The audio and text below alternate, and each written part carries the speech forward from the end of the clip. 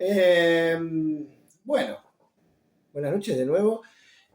Cambiando completamente el ángulo, porque empecé con la historia argentina y con mi viejo amigo el general San Martín, pero la idea es ir saltando. Después incluso acepto sugerencias. Eh, una de las cosas en la que periódicamente me gustaría tocar, porque hoy en día yo veo mucho énfasis en la historia reciente, y queda medio, incluso en la escuela, queda medio... Hola María Esther, ¿cómo andás? No hay problema, no hay problema, recién estoy empezando. Te decía, la historia antigua, yo me río porque yo los agarro a los del Loreto, los agarro, te cuento Imelda, los agarro en segundo. Supuestamente tuvieron historia antigua en primero, la pobre chica que da en primer año trata de hacer malabares para tratar de llegar lo más posible. Y casi nunca llega a Gatas y llega a Roma o a la Edad Media. Entonces después es muy lindo porque en segundo, cuando yo ya estoy por Edad Media, viene siempre alguno de los de segundo y me dice, profe, ¿cuándo vamos a ver Egipto? Y mi contestación es el año pasado. Historia antigua queda medio perdida ahí en primer año de secundaria y es importante. Yo voy a hablar de los orígenes de Roma. Leyenda versus realidad. ¿No? Pues las leyendas son muy divertidas y después tenemos que ver cuál es la realidad histórica detrás de esa leyenda. Pero digo, ¿por qué Roma? Porque Roma somos nosotros. Somos romanos, somos culturalmente romanos. Estamos hablando una lengua, el 60% de cuyas palabras provienen de nuestra madre, que es el latín. Es decir, la lengua del Lacio, en donde está Roma. Desde el calendario hasta los días de la semana, pasando por el derecho.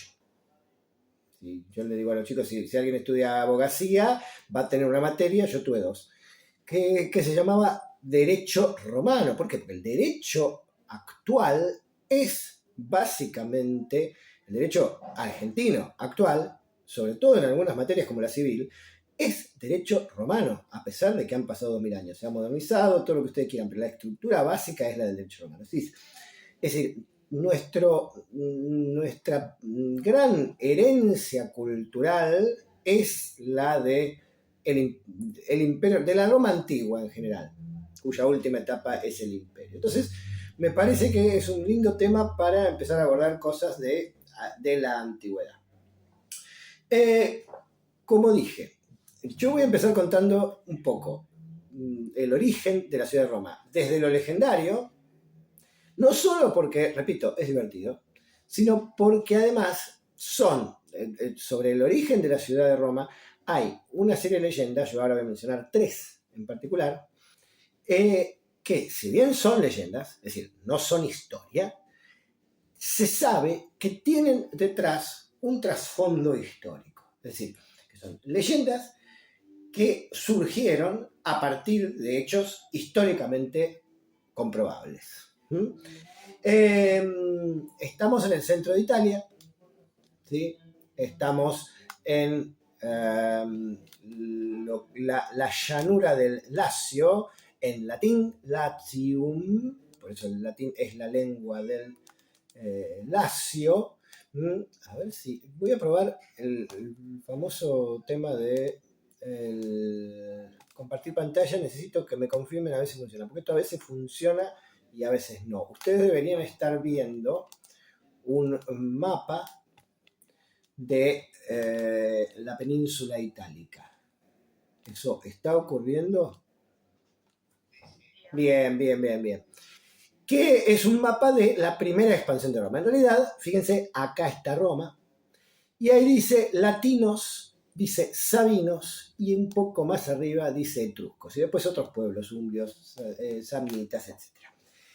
A ver, teóricamente, lo que la leyenda dice es que a principios del siglo VIII antes de Cristo, alrededor del año 730, en una ciudad que estaba ubicada cerca de lo que hoy es Roma y que se llamaba Alba, habitaba este pueblo, los latinos, ¿sí? La leyenda dice que el rey de Alba, Numitor, digo bien, Numitor, tenía un hijo y heredero, tenía una hija, y tenía un hermano.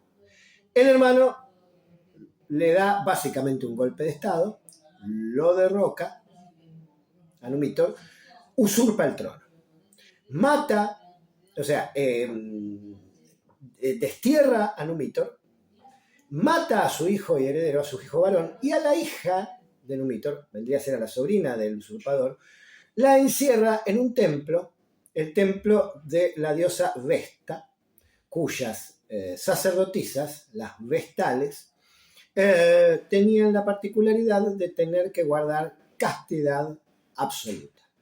Entonces, de esa manera se asegura, con Numitor desterrado, su hijo y heredero muerto, y la hija no pudiendo tener descendencia, se asegura de que no haya competidores, este usurpador en el trono, Amulio.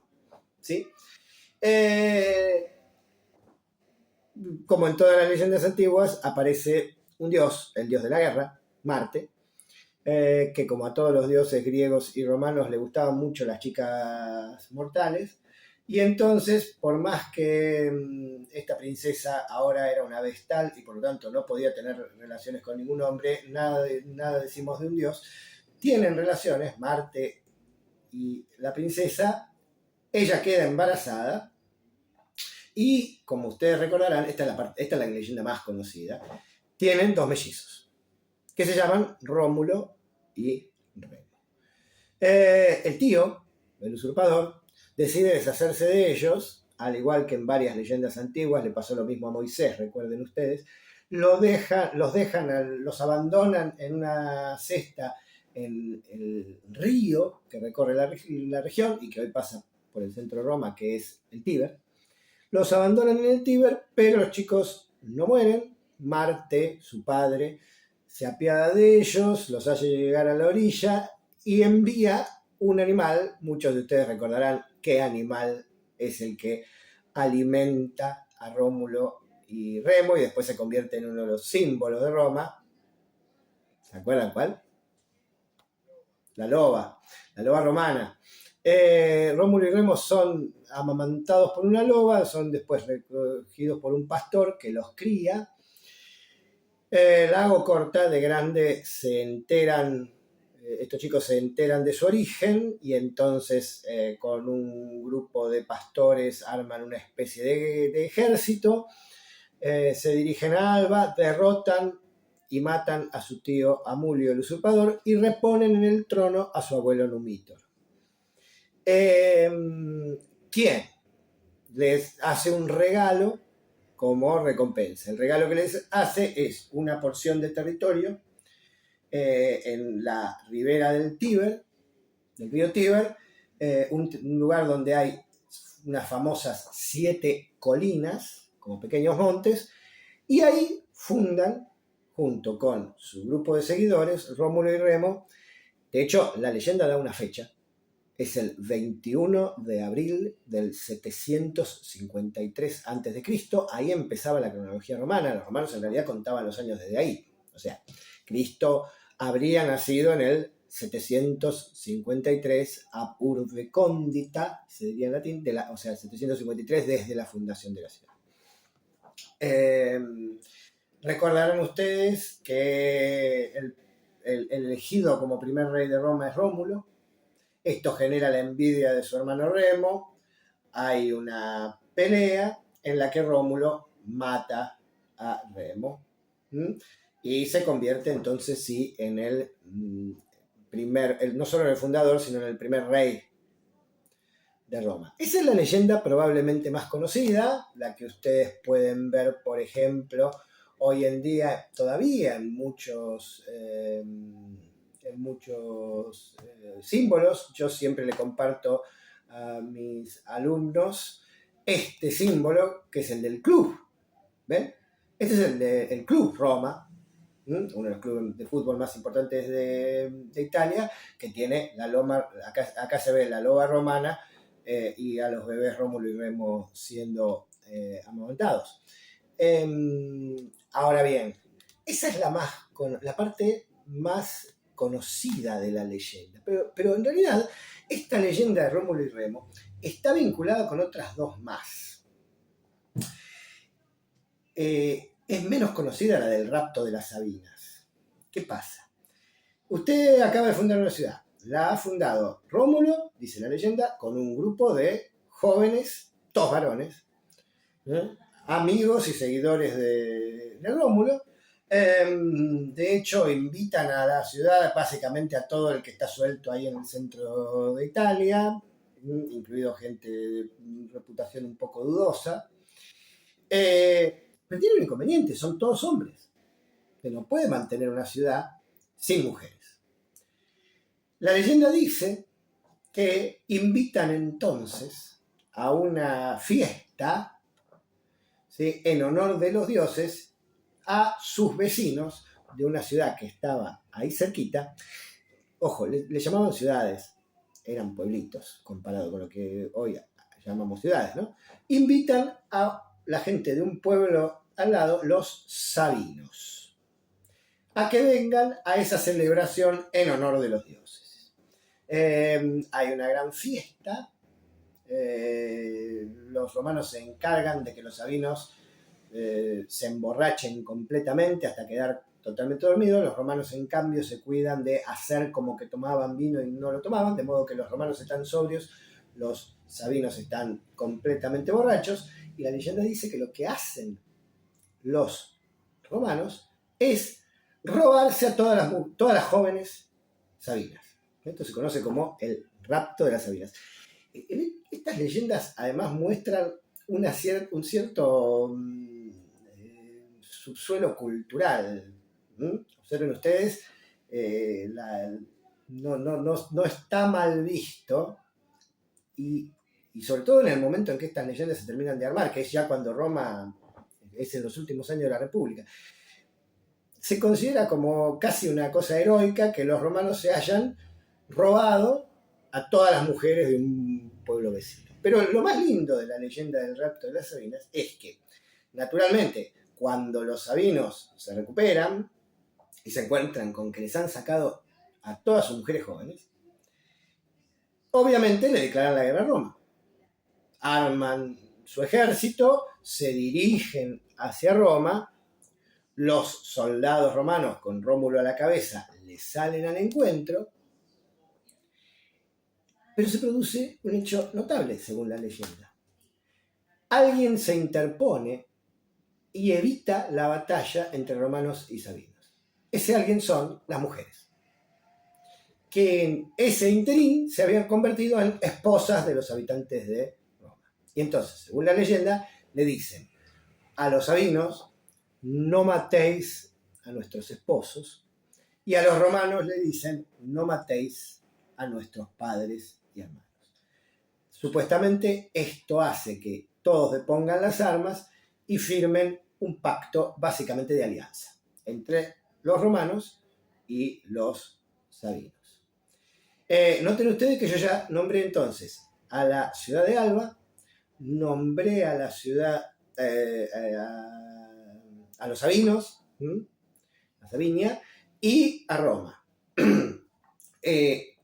La tercera leyenda, y van a ver por qué cuento estas tres, porque las tres tienen un trasfondo histórico. La tercera de la leyenda es la de los Horacios. Dice que al crecer Roma, la ciudad de la que Roma era en cierto modo hija, que es Alba, ¿se acuerdan que de Alba era el abuelo de Rómulo y Remo? Alba los ve a los romanos en un determinado momento como una amenaza, hasta ahí eran aliados. Comienzan las tensiones entre Roma y Alba, y al final se está a punto de declarar la guerra. La leyenda dice que para no matarse entre ellos, porque en realidad habían sido amigos y eran unos descendientes de los otros, la leyenda dice que lo que van a hacer es un duelo entre 3 romanos de una misma familia, los Horacios, y 3 albinos, es decir, de Alba, que son los Curiacios. Supuestamente estos 3 jóvenes de cada lado van a tener un duelo. Quien logre triunfar en ese duelo decidirá cuál de las 2 ciudades domina a la otra, siempre según la leyenda. Hay una pelea muy fuerte entre los 3 Horacios romanos y los 3 Curiacios de Alba, en la que inicialmente los de Alba parecen tener la ventaja, matan a los 2 Horacios mayores, queda uno solo de los 3 romanos, pero este logra reponerse y uno por uno mata a los 3 Curiacios, dándole, según la leyenda, la victoria a Roma. La historia termina de una manera muy extraña. ¿Se acuerdan que dije que los de Alba y los de Roma eran hasta ese momento muy vinculados? Dicen que el Horacio sobreviviente y vencedor vuelve a Roma, es recibido en triunfo en Roma, pero hay una sola romana que llora, y es su hermana menor.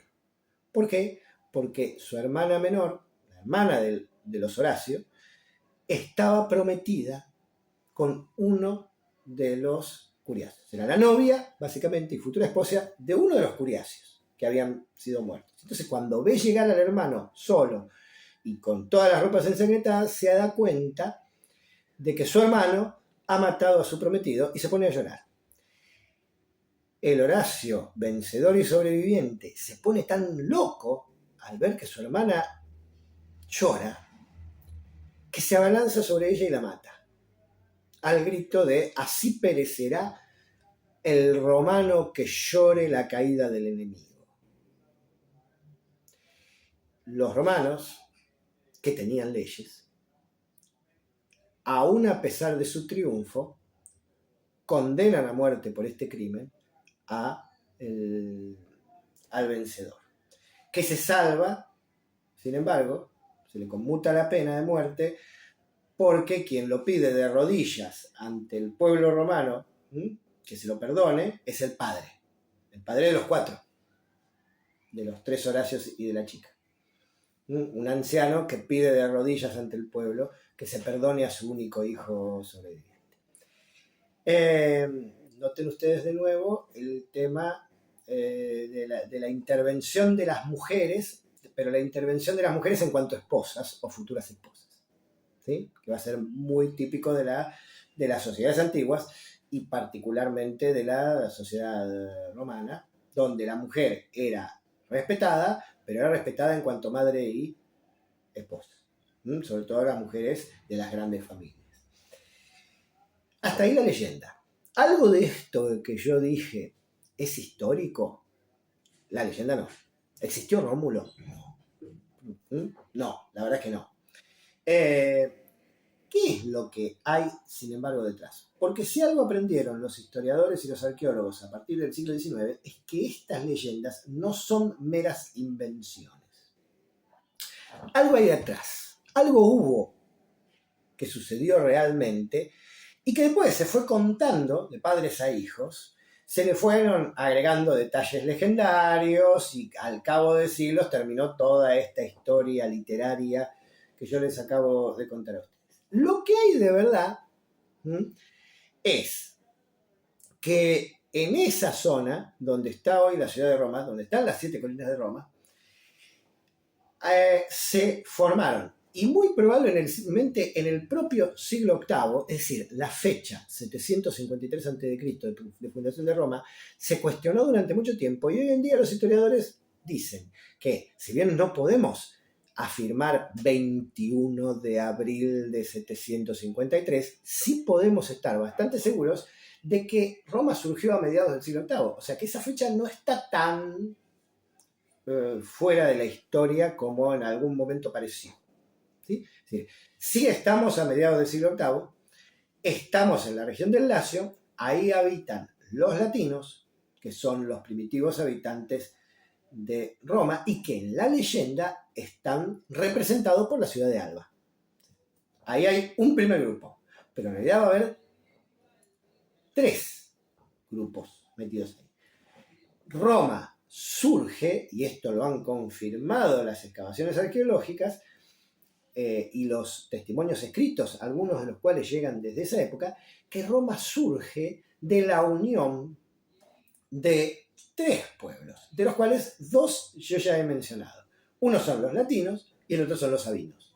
O sea, detrás de la historia, por ejemplo, del rapto de las Sabinas, hay una cuestión real. Y es que esos 2 pueblos, los latinos y los sabinos, efectivamente confluyeron en el armado de una ciudad que comenzó a llamarse Roma y que ocupó 7 colinas en la orilla sur del Tíber.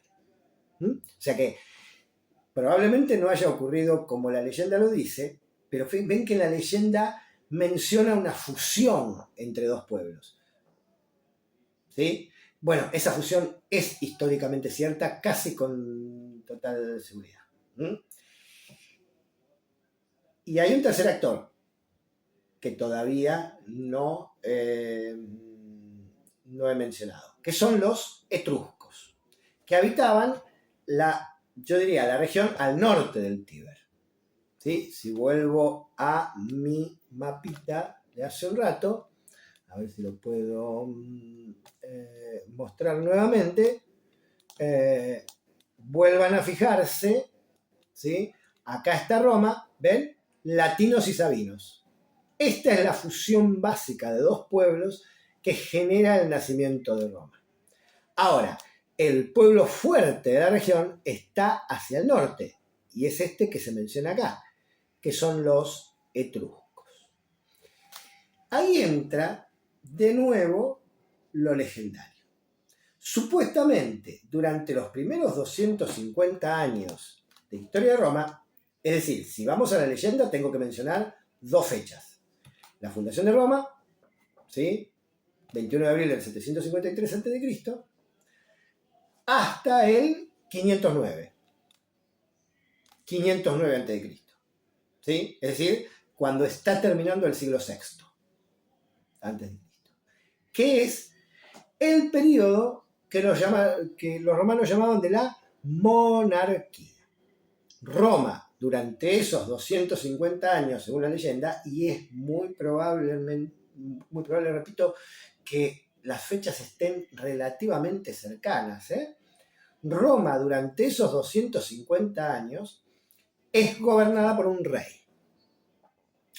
De nuevo, la leyenda menciona 7 reyes. No estamos seguros de que esos 7 reyes que la leyenda menciona, empezando por Rómulo, siguiendo por el segundo rey de Roma a la muerte de Rómulo, que se llamó Numa el ceremonioso, en latín Numa Pompilio, Servio Tulio, que fue el que organizó supuestamente, Numa Pompilio organizó la religión romana, Servio Tulio es quien organizó sus instituciones, y a partir de ahí tengo una serie de reyes, en total son 7, hasta el último, ya a finales del siglo VI, que se llamaba Tarquino. En realidad hubo 2 reyes de Roma de nombre Tarquino, este es el segundo, apodado el Soberbio. Durante esos 250 años, el régimen político de Roma, que todavía no es más que un pueblito en el centro de Italia y no ha empezado todavía su expansión, sus conquistas, las instituciones romanas son relativamente simples y yo diría que son 2. La monarquía, o sea, la figura del rey, que es el que manda, y una institución muy típica de la antigua Roma, que es la única que va a sobrevivir a las 3 formas de gobierno que Roma va a tener a lo largo de sus más de 1000 años de historia. Esa institución se llamaba Senado. El Senado romano. ¿Qué es el Senado romano? Que surge en la época de la monarquía. No es más que una reunión de los jefes de las familias patricias. Las familias patricias Se llaman así porque son las familias descendientes de los patres, de los padres fundadores de Roma, quienes, según lo que se creía, habían acompañado a Rómulo, bueno, y a Remo también, pero digo, a Rómulo en la fundación de la ciudad. Entonces, supuestamente, de los fundadores de Roma descendían una serie de familias que eran las familias nobles, las familias aristocráticas de Roma, se denominaban entonces patricios. Los jefes de cada una de las familias patricias eran los que integraban el Senado. El Senado fue siempre en Roma una institución de gobierno respetadísima. Ya les digo, va a sobrevivir, es la única que va a sobrevivir a los cambios de gobierno. Va alterando sus funciones, pero existe durante la monarquía, veremos que después existe durante la república y seguirá incluso existiendo durante el imperio. Es decir, el Senado romano es la institución más clásica, tanto que cuando Roma se tenía que presentar, yo quiero mostrar, a ver si puedo, una imagen.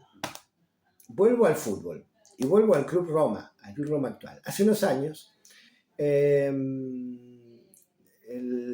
Club Roma tiene un conflicto con su empresa patrocinante y se queda sin publicidad en su camiseta.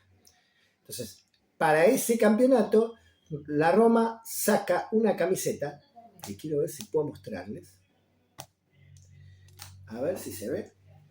Esa fue la camiseta de la Roma durante un campeonato italiano hace 4 o 5 años. Observen ustedes esas 4 letras. Esas 4 letras, SPQR, eran las que estaban en todos los estandartes y las banderas de los ejércitos romanos, de las legiones romanas. Es la sigla de una frase en latín. Senatus populusque Romanus. Senatus populusque Romanus. Que significa el Senado y el pueblo de Roma. Observen ustedes que cuando los romanos se tienen que presentar, lo primero que mencionan es el Senado, o sea, esos soldados que van a combatir en nombre de Roma. ¿A quién representan? En primer lugar, han sido enviados y representan por el Senado. El Senado y el pueblo. Entonces, es decir, las familias patricias representadas en el Senado y el resto del pueblo romano que no son los patricios, los llamaremos después plebeyos. ¿Sí? La sociedad romana inicial se divide en patricios y plebeyos. Durante la monarquía, vuelvo a repetir, durante esos primeros 250 años, quien gobierna es el rey y tiene un organismo, si ustedes quieren, asesor, que sin embargo, aunque durante la monarquía probablemente no tuviera gran poder de decisión, en la práctica lo tenía porque al Senado se lo escuchaba y se lo escuchó siempre. Ese era el Senado. Supuestamente, según la leyenda, el último rey de Roma, Tarquino, apodado el Soberbio por su carácter, se hace odiar por la población, tiene un grupo de seguidores, pero se hace odiar por la población porque se convierte básicamente en un gobernante extremadamente tiránico que utiliza el poder en beneficio propio y de su familia, esto dice la leyenda, y se genera entonces en el pueblo romano y en algunas familias patricias una sensación de odio muy fuerte hacia la figura de Tarquino. Según la leyenda, esto, digamos, tiene un momento desencadenante en el 509 a.C. y acá vuelve a aparecer un problema relacionado con una mujer.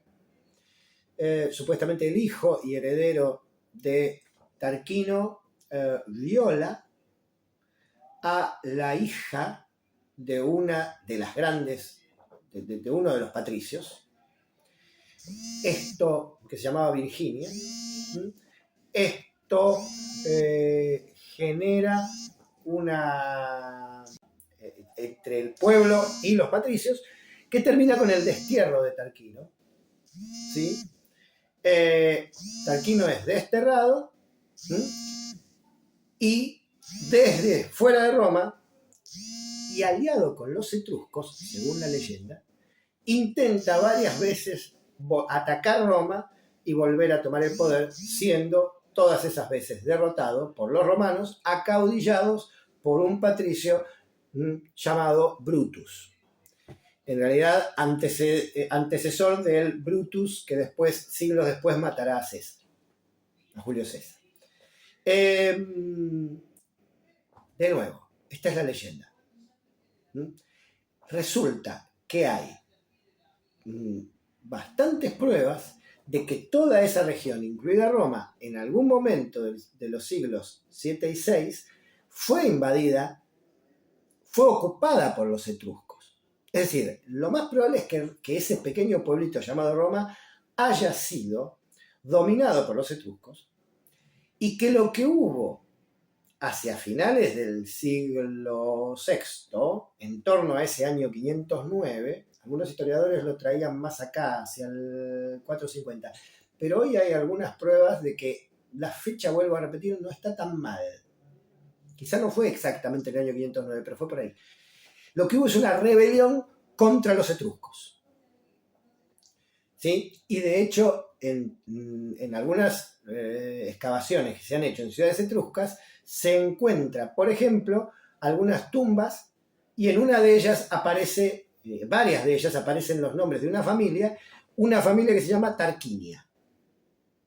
Entonces, ven cómo eso ya es una prueba histórica. Entonces, probablemente hubo algún Tarquino que seguramente no era un rey de Roma, sino era un gobernador etrusco, contra el cual los romanos se rebelaron, lo derrotaron y se independizaron.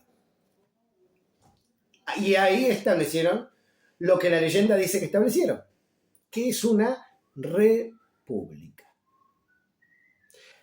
Bien lo que yo decía, hasta ahí Roma era gobernada por un rey, una monarquía, el rey y el senado.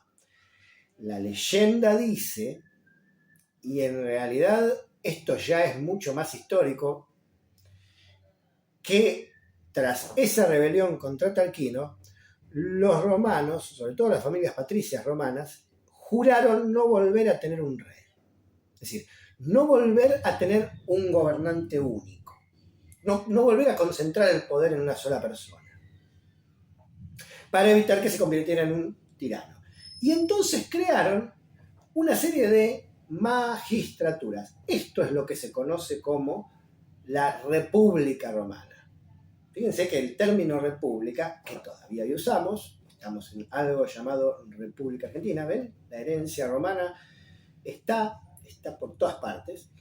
¿Qué era esto de la República Romana? Viene de res publica, la cosa del pueblo, o sea, los asuntos del pueblo. Eso es república. La idea es que Roma ya no va a ser gobernada por un rey, sino por un grupo de funcionarios. Esos funcionarios tienen dos características. Primero, se reparten las tareas y por lo tanto se reparten el poder. Entonces, vos tenés unos funcionarios que son los que recaudan impuestos y administran el dinero, diríamos hoy, del Estado. Se llamaban cuestores. Después tenías otros funcionarios que se encargaban de las cuestiones, hoy diríamos, municipales de la ciudad de Roma, porque no nos olvidemos que Roma era una ciudad. Entonces tenía sus cuestiones, había que mantener sus calles, había que mantenerla limpia. De eso se encargaban unos magistrados que se llamaban ediles. Después estaba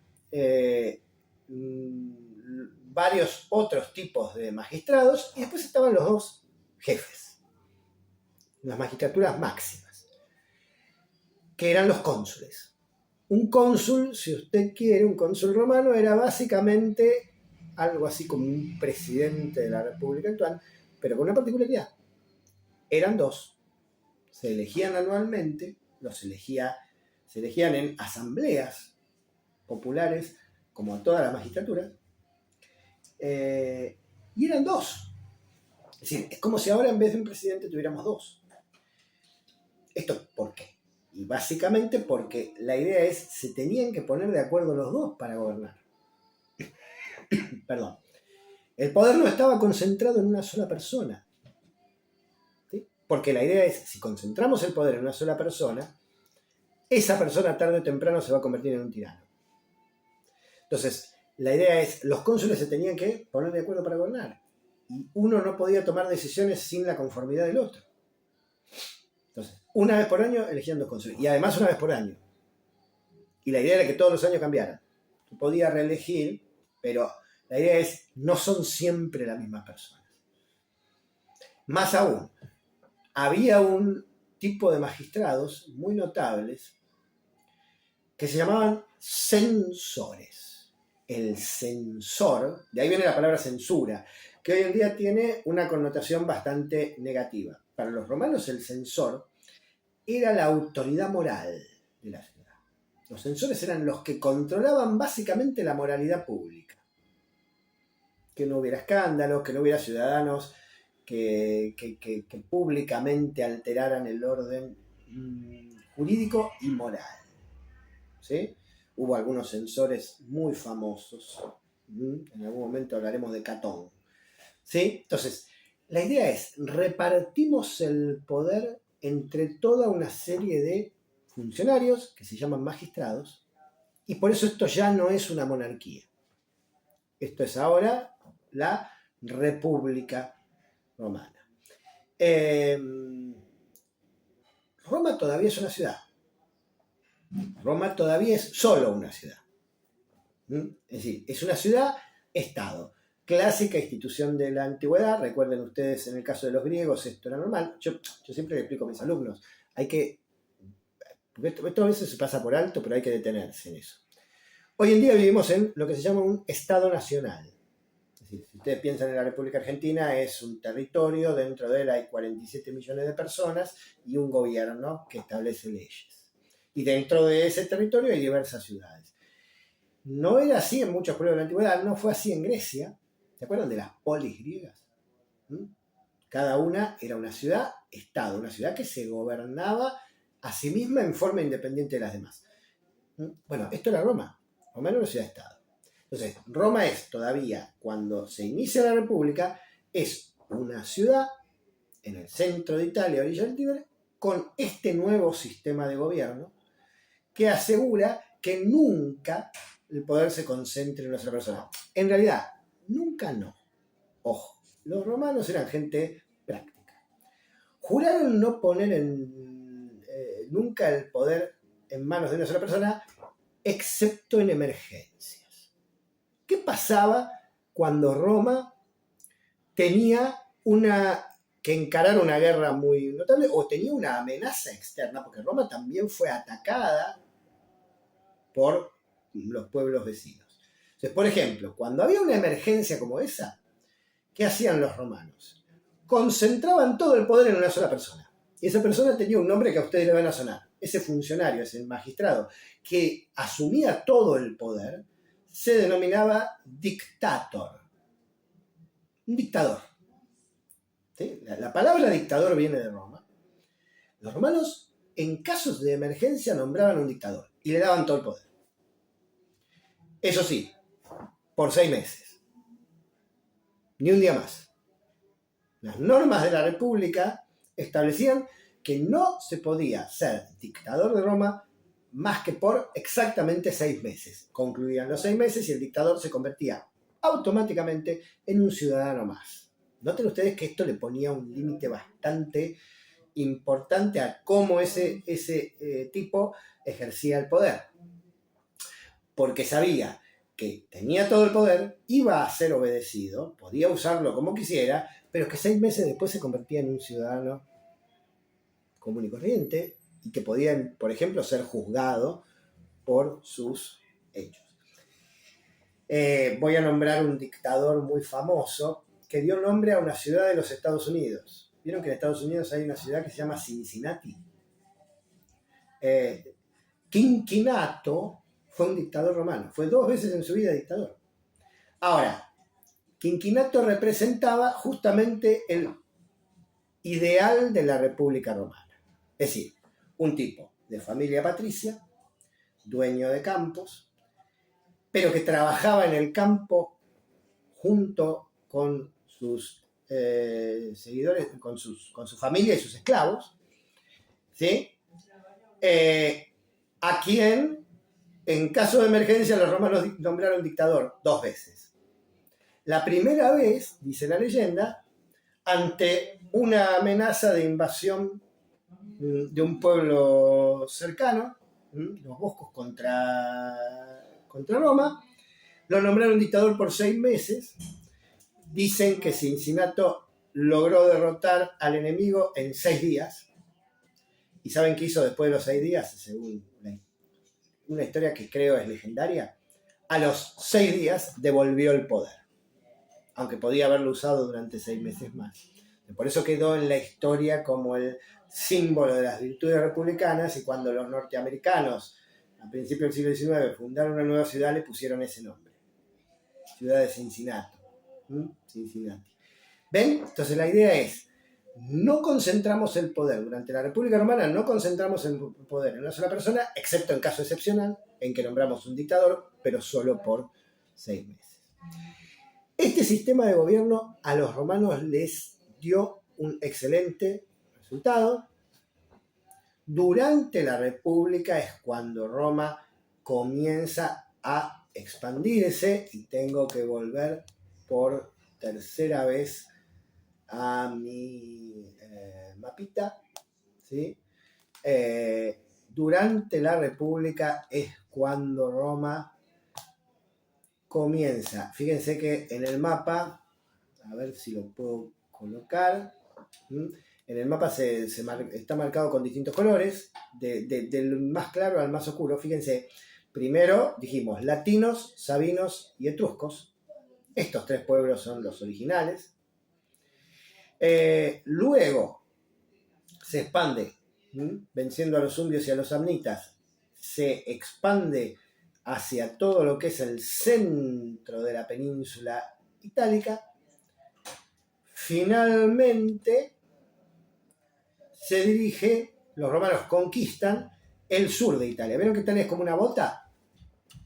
Bueno, la punta y el taco, más esta isla, que es la isla de Sicilia. Esto se conocía como la Magna Grecia y estaba habitado por los griegos. Ahí por primera vez, cuando se produce la expansión de Roma hacia el sur, se produce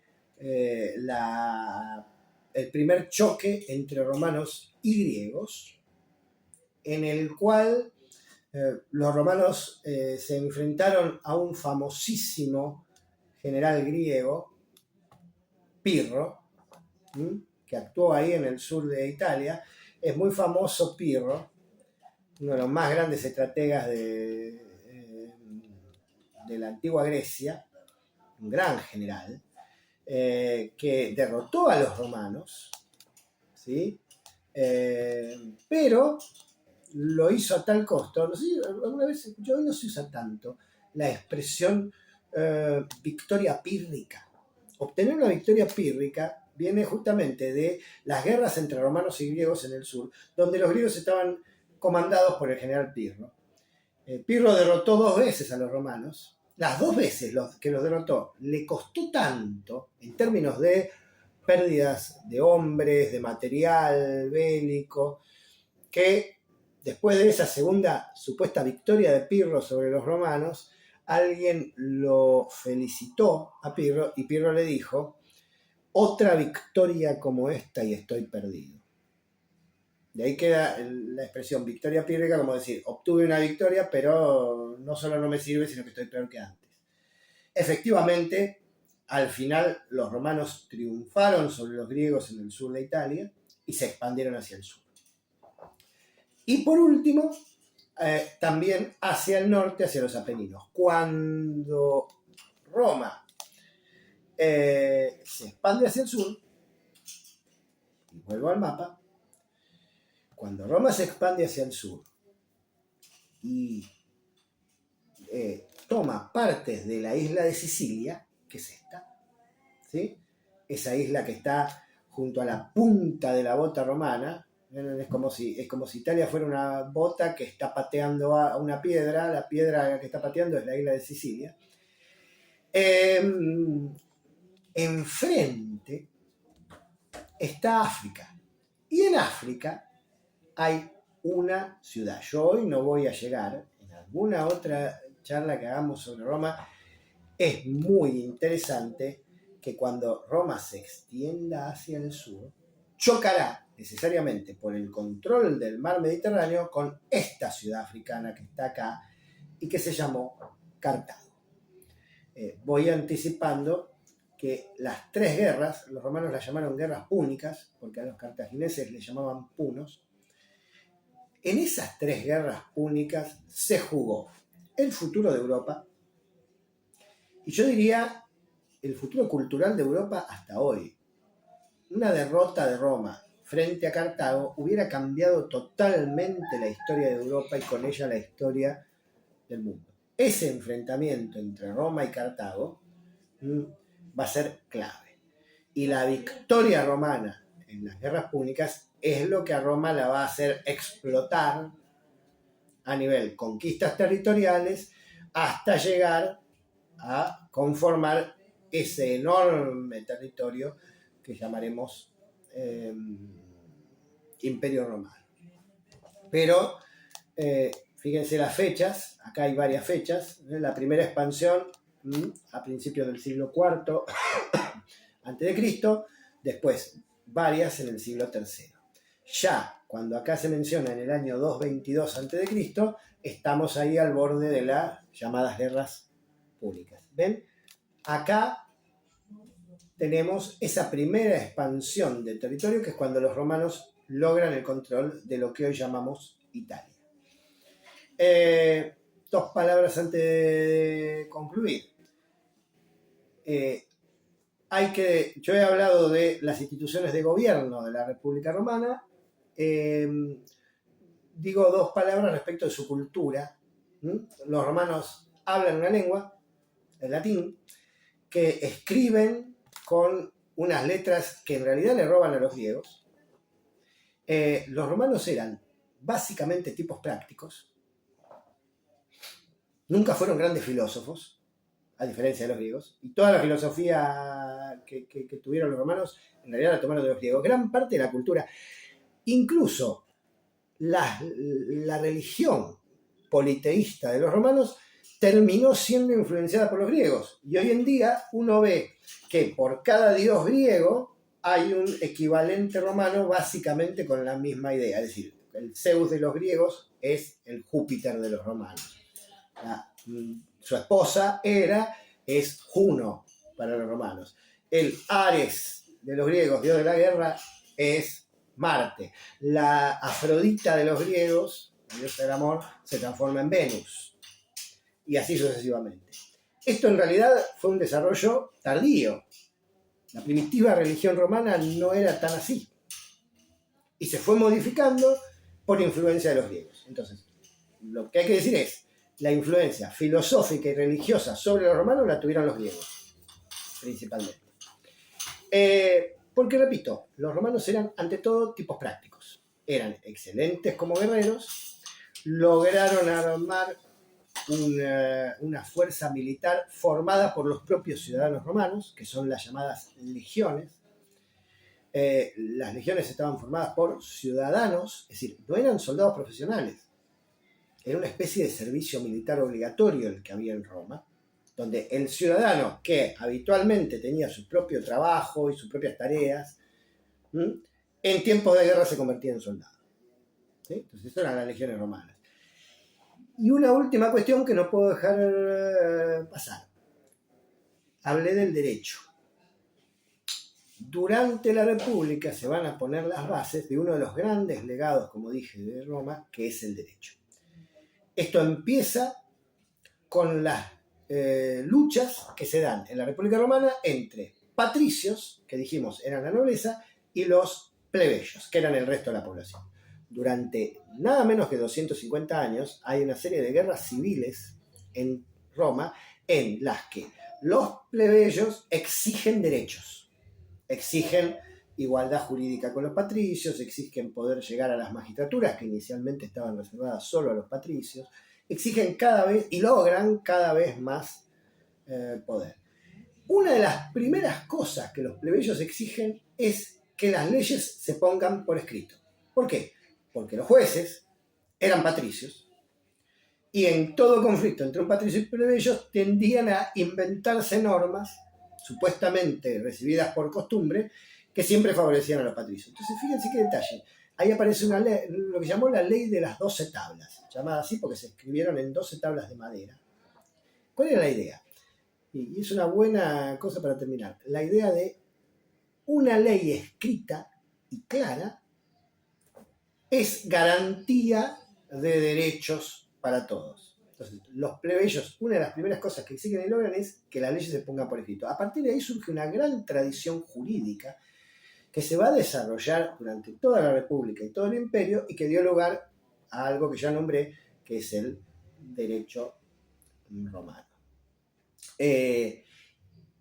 Entonces, ¿cuál es el principal legado de Roma? Yo diría, gran parte de nuestras costumbres, el derecho romano y muchas de las instituciones políticas.